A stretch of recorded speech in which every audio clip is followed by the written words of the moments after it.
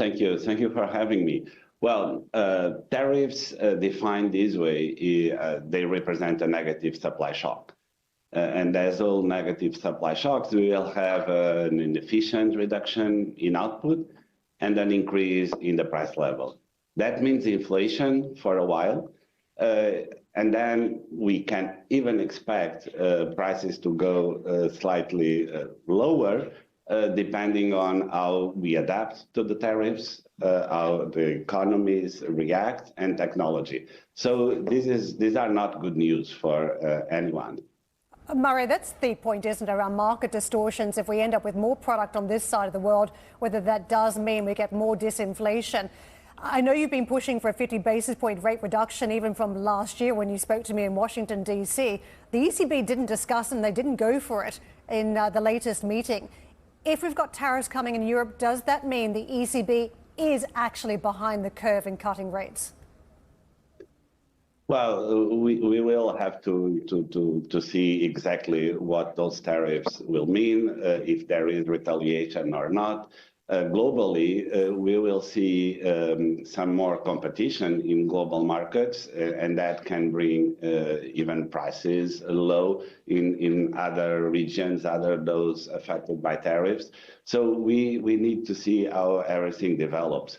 The European economy is not growing. The 0% growth in Q4 2024 is really not good news for Europe.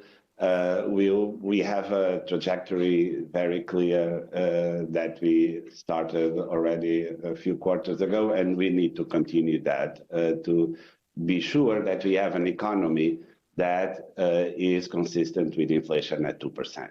The Draghi and Letta reports have been very big in economic circles. A lot of deep reading about the consequences here, when it was pointed out that other countries like the US and China are not playing by the same rules.